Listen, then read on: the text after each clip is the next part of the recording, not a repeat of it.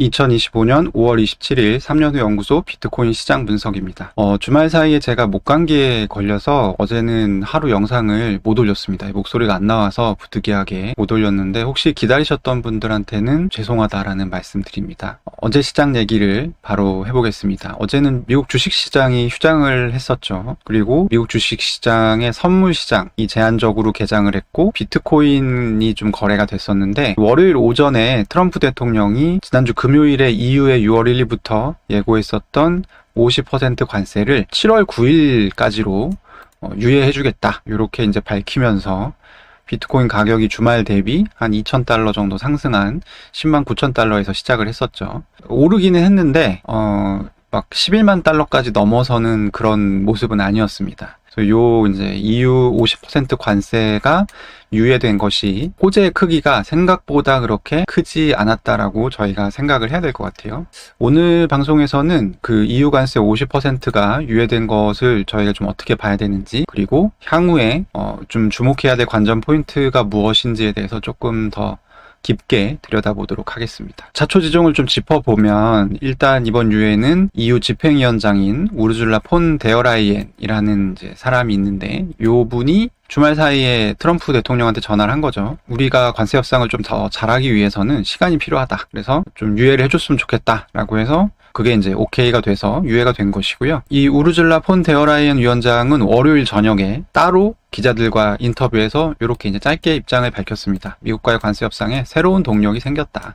두 정상은 무역 협상을 빠르게 진행하고 긴밀한 견락을 유지하기로 합의했다. 이제 이렇게 이제 얘기를 했어요. 그 동안의 협상이 어떻게 진행됐는지를 좀 되짚어 보면 이 마로시 셰프코비치라고 하는 EU의 무역 집행위원이 이 담당자였습니다. 한 2달 정도 이 양반이 담당을 해서 이제 그리어 USTR 대표 러트닉 상무장관 등과 계속 대화를 해왔고 2차례 정도 크게 이제 언론에 난 적이 있어요. 근데 내용이 똑같았습니다. 내가 볼 때는 이렇게 가면 미국이랑 관세 협상 그냥 무산될 것 같은데 이런 내용이었어요. 저도 방송에서 한 2차례 정도 이분의 워딩을 소개를 했었던 기억이 나는데 아무튼 근데 이 양반이 맡고 있었을 때는 이 협상이 좀 지지부진했었거든요. 근데 이 위원장이 뭐라고 하고 있냐면 이제 협상에 새로운 동력이 생겼다 이렇게 얘기를 해요.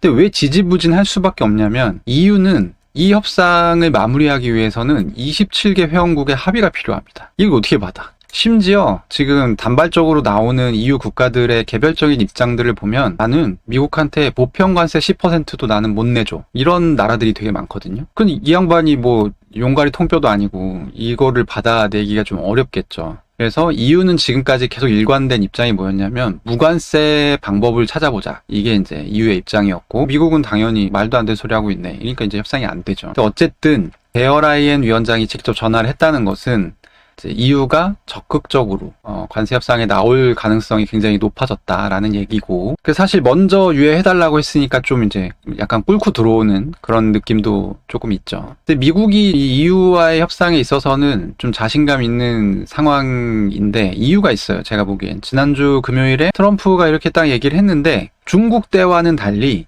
미국 장기채 금리가 뛰지 않았습니다. 그러니까 중국이랑 협상할 때는 조금만 뭐가 안 좋아져도 장기금리가 굉장히 민감하게 반응했거든요. 근데 이 장기금리가 반응하지 않았다는 것은 뭐냐면 이 EU와의 협상이 굉장히 안 좋은 방향으로 가서 50% 관세가 매겨지더라도 물가 상승이 될 가능성이 그렇게 높지 않다는 의미로 저는 이해했어요. 중국과의 협상이 빠그라지면 물가가 올라가기 때문에 미국 장기채 금리가 이제 같이 뛰는데 이 EU는 그런 케이스가 아니라는 것이죠. 그렇다고 한다면 미국이 이 EU와의 협상에서는 조금 더 여유를 가지고 이제 임할 수 있게 되는 그런 셈입니다. 어쨌든 이제 유예가 되긴 됐는데 이것이 계속 호재로 자리 잡기 위해서는 이 협상이 타결이 돼야겠죠. 그럼 이제 우리의 의무는 요 지점으로 향하게 됩니다. 이제 얼마나 양국이 빠른 협상이 가능할까?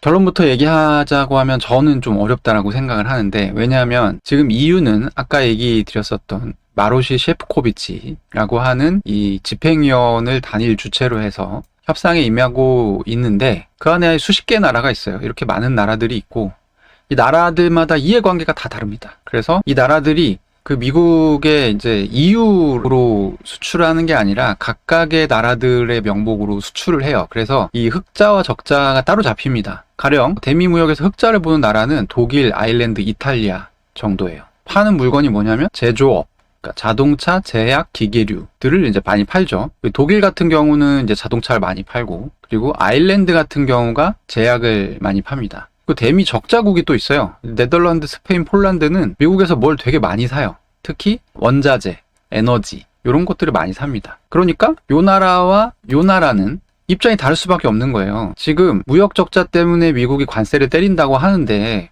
나는 이미 적자다. 이거 흑자 보고 있는 나라들이 어떻게 좀 더 해야 되는 거 아니야? 얘네는 그런 형태의 관세 협상을 원할 거 아니에요. 그러니까 보편 관세 10%도 우리는 못 내. 우리 왜 내? 우리 적자인데. 이렇게 얘기하고 있는 거고. 그래서 이것들을 좀 구분해서 볼 필요가 있는데 2024년에 미국의 대EU 상품 무역 적자 같은 경우를 보면 2,356억 달러예요. 근데 독일이 혼자서 미국한테 올리고 있는 흑자가 약 770억 달러입니다. 그리고 아일랜드 혼자서 미국에 올리고 있는 흑자는 550억 달러예요. 두 개 합치면 1,300달러잖아요. 그러니까 2,356억 달러 중에 거의 절반 이상을 이 두 나라가 이익을 보고 있는 거예요. 그리고 이제 나머지는 또 손해보는 국가들이 이렇게 있고.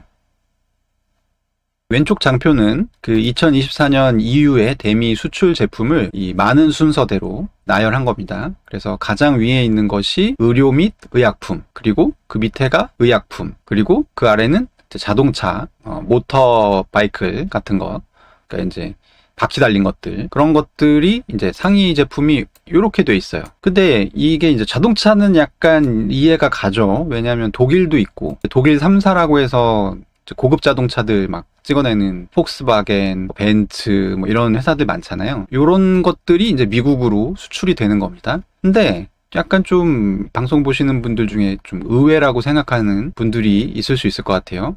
지금 이 의료 및 의약품이 지금 상위 제품에 거의 뭐 1, 2위를 다투고 있거든요. 2024년 같은 경우에. 근데 미국이 EU에서 이걸 수입하지? 이 분야는 미국이 세계 최강 아니야? 언제부터 EU가 의약품 강국이었나? 이런 이제 생각을 하실 수가 있습니다. 근데 EU에서 미국으로 오는 의약품 대부분은 아일랜드에서 수출하는 것들이에요. 근데 아일랜드가 되게 독특한 나라인 게 여기는 법인세가 굉장히 낮고 그래서 세계 다국적 기업들이 많이 들어와 있는 나라로 유명합니다. 그래서 미국에서도 화이자나 보스턴 사이언티픽이나 일라이 릴리 같은 기업들 원래는 미국 기업이에요. 근데 어떤 식으로 아일랜드에 들어가냐면 아일랜드에 있는 현지 제약사를 하나 사서 그거를 인수합병을 합니다. 그러면서 본사를 아일랜드로 옮겨가요. 그런 방식으로 이제 다국적 제약 기업들이 되는 건데 사실상은 미국 기업이죠. 이제 이 기업들이 아일랜드에 이제 본사를 틀고 그리고 생산시설 연구개발 거점 같은 것들을 이제 마련을 합니다. 아니면은 미국에서 이제 원래 개발을 많이 했을 거잖아요. 지재권들을 많이 갖고 있단 말이에요. 지적재산권을. 신약 특허 같은 것들. 그런 것들을 아일랜드 자회사를 만들어서 글로 이전을 시켜요. 예전에는 이제 더블 아이리시라고 해서 아일랜드에 기업을 2개 설립하는 게 유행이었어요. 그래서 하나는 거주지를 아일랜드로 하고 하나는 거주지를 조세 회피처로 합니다. 몰타 같은데 이런 데로 설정을 해요. 그래서 이 몰타에 있는 아일랜드 법인에 이 회사의 지재권을 다 몰아줍니다. 그러면 아일랜드 법상으로는 거주지가 해외에 있는 아일랜드 법인은 세금을 안 내거든요. 그러면 이 지재권에 대한 로열티 수입이 엄청 들어가는데 그 회사로 그거에 대한 세금을 이제 안 내게 되는 거죠. 그런 식으로 로열티 소득 관련 세금을 거의 0%에 가깝게 만드는 세금 회피 기술들이 아일랜드를 이용해서 많이 개발이 됐었어요. 근데 이제 미국 입장에서 보면 미국 세금이 들어가서 개발된 지재권들이 대부분이거든요. 근데 그게 아일랜드의 조세 회피처에 있는 아일랜드 법인으로 건너가서 거꾸로 현지에서 약을 만들어가지고 미국에 수출을 하는 형태. 그러니까 아일랜드에서 미국에 수출하지만 사실 지재권도 그렇고 기업도 다 미국 기업이라는 거죠. 미국발 제약 대기업들이 일종의 절세 구조를 짜는 과정에서 이 미국과 EU의 상품 무역 수지가 상당히 좀 왜곡이 되고 있다. 이렇게 이제 볼 수가 있고 트럼프 대통령 입장에서는 실제로 좀 짜증이 날만 하죠. 왜냐하면 아일랜드 경제 인구의 10% 정도가 이런 다국적 제약 기업들이 고용을 하고 있어요. 그러니까 이 고용도 사실 얘네가 미국에 있었으면 다 미국 사람들 고용할 텐데 괜히 이 아일랜드 가가지고 지금 엄한 사람들한테 월급 주고 있다라고 생각하니까 트럼프는 또 짜증이 나겠죠. 자, 이런 부분을 감안하면 의외로 EU와 미국의 상품무역 수지는 그다지 미국이 피해를 보는 구조가 아닐 수도 있습니다. 미국의 제약회사를 미국이 그냥 다시 가져가면 서로 평화로운 구조가 될 수 있다는 얘기죠. 그러면 이제 그걸 그렇게 할까요? 트럼프가? 저희는 지난 2달 동안 트럼프를 지켜봐서 이 사람이 원하는 게 무역 수지를 어떻게 개선하는 그런 차원의 내용이 아니라는 거를 어느 정도 이해를 하고 있죠. 5월 23일에 나왔었던 월스트리트 저널 기사가 이제 그런 측면에서 좀 참고할 만한 내용이었습니다. 그러니까 이 기사는 왜 50% 관세를 부과하겠다고 했냐를 분석한 기사예요.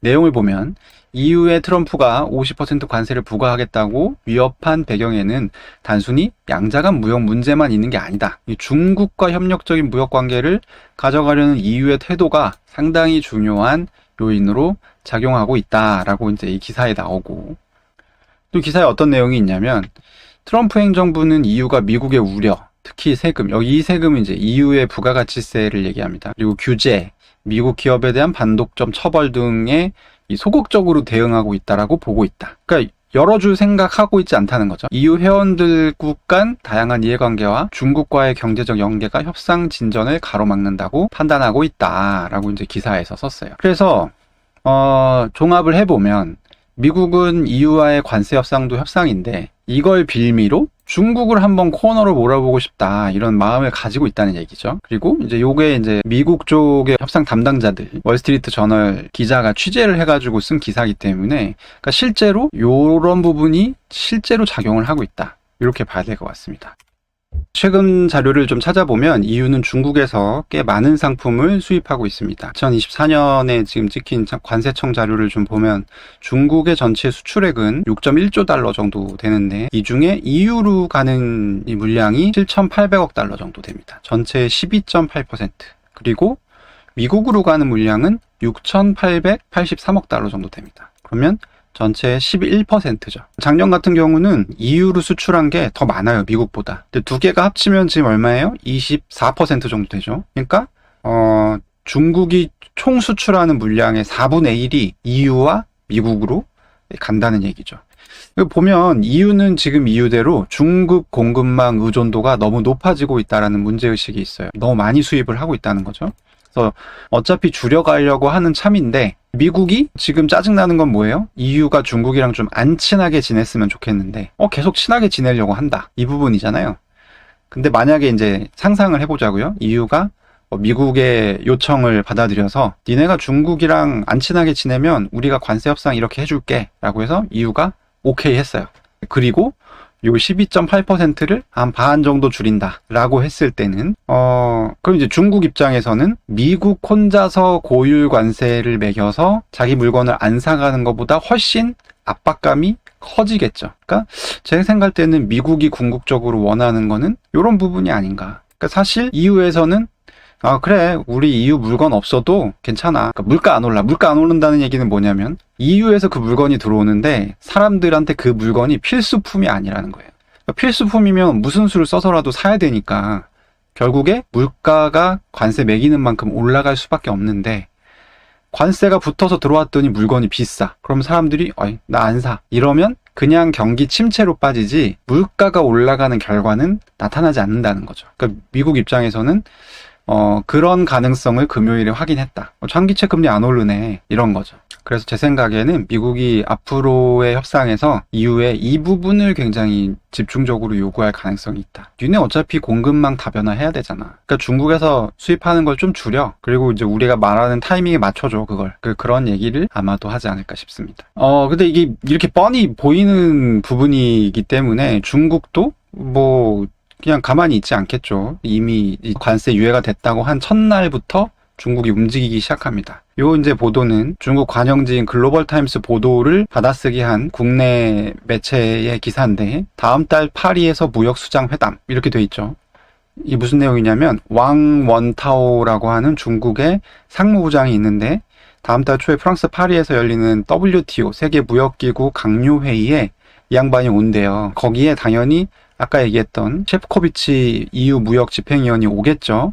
그래서 둘이 회동을 할 예정이다. 이걸 굳이 왜 얘기하냐면 미국이 지금 이 얘기를 하고 있으니까, 중국이랑 놀지 마라는 요구를 하고 있으니까 중국도 뭘 줘야 될 거 아니에요. EU한테 이제 계속 지금처럼 관계를 유지하기 위해서는. 그래서 이제 이런 보도가 나왔고, 결국 제가 하고 싶은 얘기는 뭐냐면, 이 미국과 EU의 관세 전쟁도 넓게 보면 이 미국과 중국의 관세 전쟁의 연장선상에 있다. 그리고 지금 이제 여러 가지 EU 관세에서 포인트들, EU 입장에서는 자동차 관세를 내리고 싶어 하고, 알루미늄, 철강, 뭐 구리 이런 관세 내리고 싶어 합니다. 근데 그게 굉장히 핵심이라기보다는 오히려 약간 이런 부분이 더, 중국과의 관계 설정을 니네 어떻게 할 거야?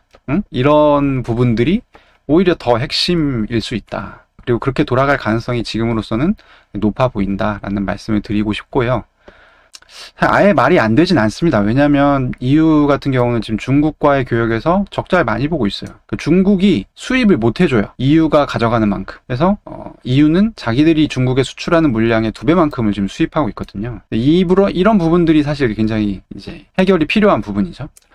어쨌든 결과적으로 EU가 미국의 손을 들어준다고 하면 관세 협상이 잘 될 것이고, 그럼 비트코인 가격도 큰 무리 없이 이제 순탄하게 진행이 되겠지만, EU가 중간에 삐딱선을 타고 중국 쪽으로 기우는 모습을 보여준다든지, 아니면 미국이랑 EU가 만나서 얘기를 했는데 협상 차이가 좁혀지지 않는다라는 얘기가 나온다든지, 아니면 EU가 뜬금없이 갑자기 아일랜드 얘기를 시작한다. 야, 이거 니네 제약 이거 가져가, 니네. 그럴 거면 이런 식으로 나온다. 트럼프가 이미 알고 있어요. 그게 문제인 걸. 근데 나는 그걸 문제 삼고 싶은 생각이 없다는 걸로 보이거든요. 제가 지금 얘기를 안 하고 있으니까, 아일랜드 얘기를. 이런 식으로 EU가 대응을 한다고 하면 트럼프가 반드시 이 앞서 있었던 50% 이상의 어떤 고관세 같은 것을 이제 들고 나오면서 이제 폭주할 가능성이 저는 높다고 보고, 그런 경우에는 사실 비트코인에도 그만큼 좋지 않겠죠.